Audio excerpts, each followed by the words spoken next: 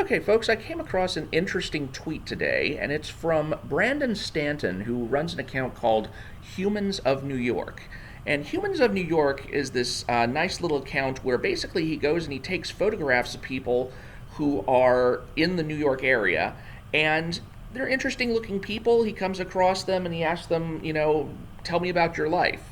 And so he gets a nice little interview and an accompanying photo or two. It's a really nice account. You should follow it. It's at Humans of NY on Twitter.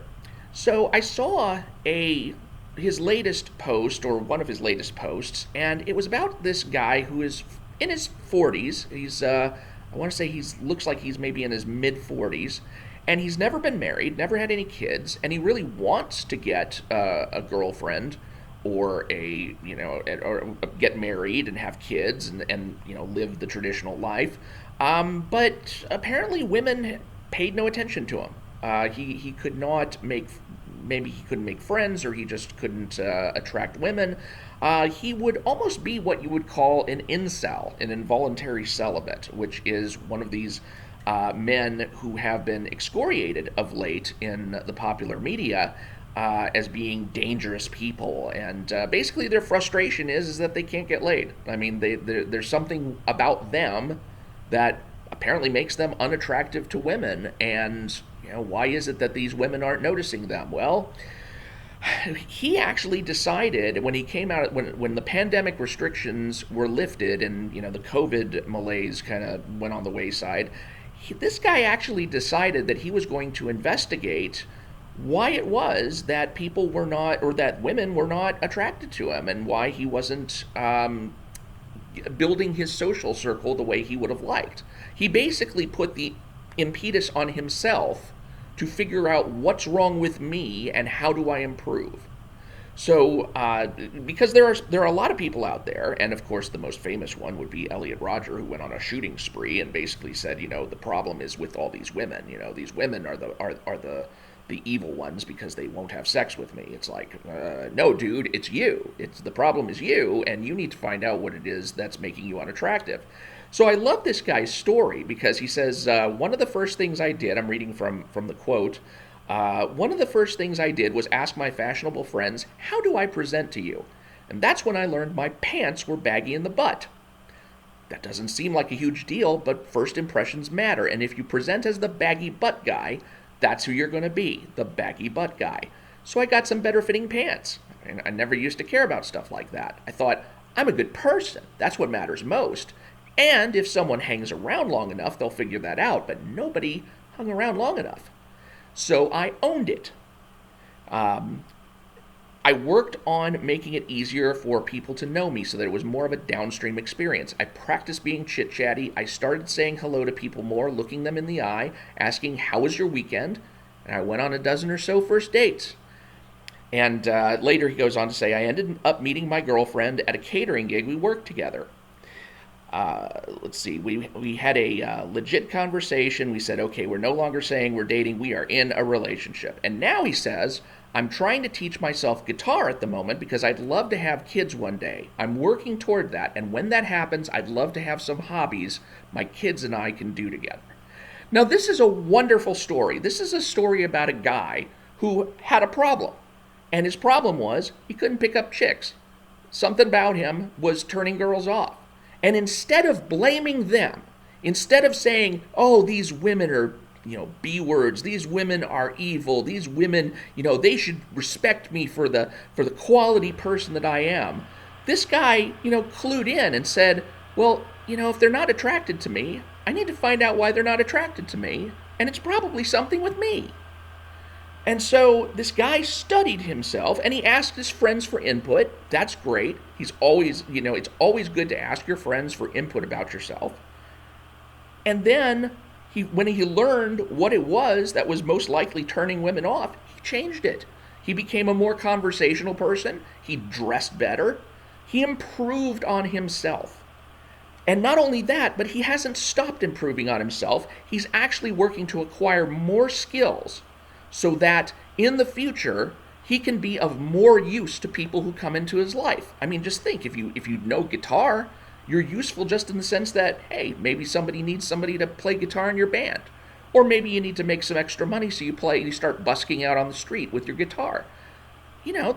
Being able to play a musical instrument is a heck of a thing. And he's looking forward to the time when he has kids and maybe he can share his musical talent with them. Okay, so this is a great story. Do you hate this guy? Do you hate his method?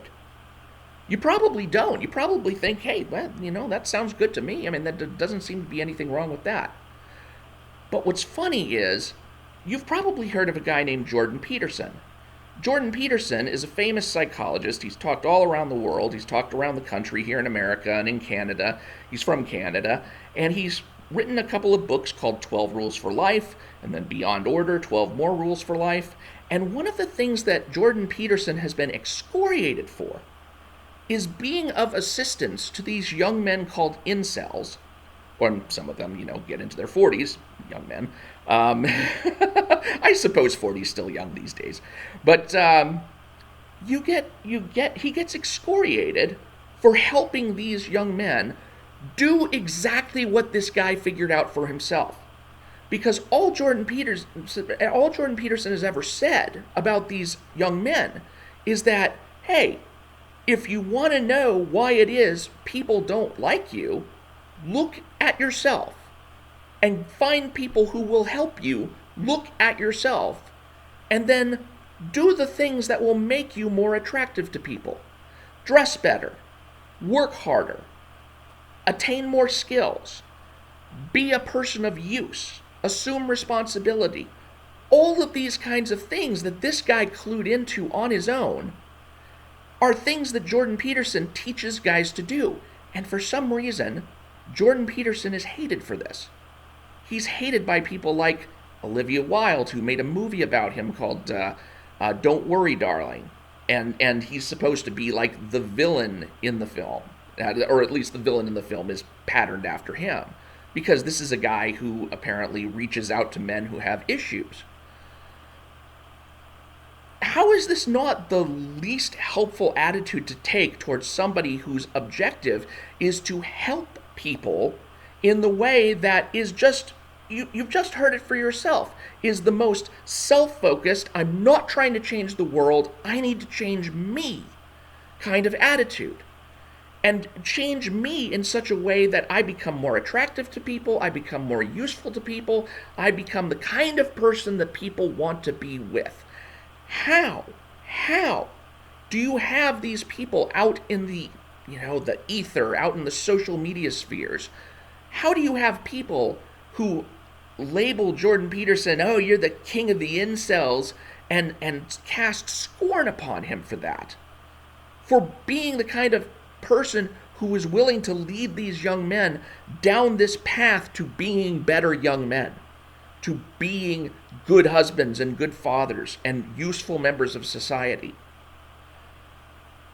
You will probably encounter people like this, people who hate on, if not Jordan Peterson, then somebody else, who is giving advice to certain people who are despised by society, telling them, you don't have to be despised. You can improve yourself to the point where people will like you. And you will encounter people who hate him or hate the others you found in his category for giving that message of hope to these people. And when you meet such people,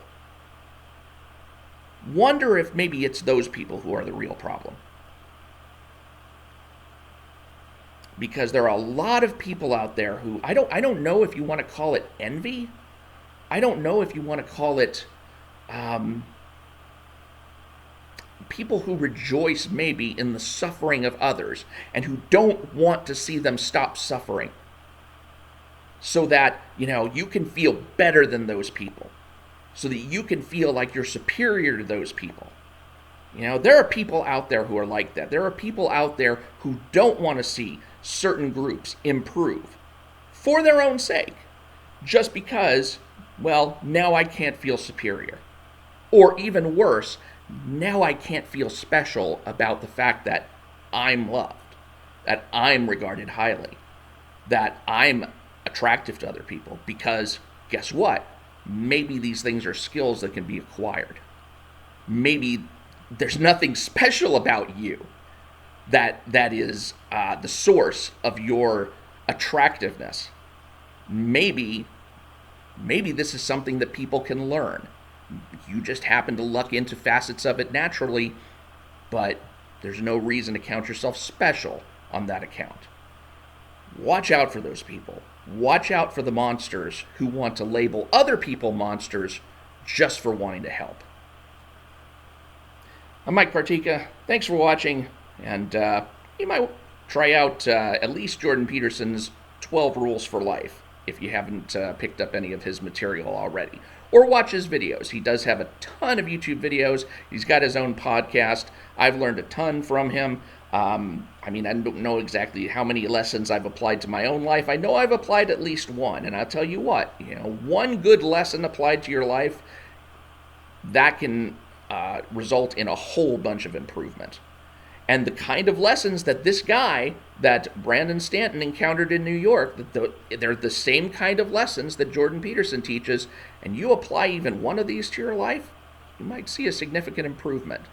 So that's all I got to say on it. Thanks again for watching. Please do subscribe if you haven't already, and I will talk to you later.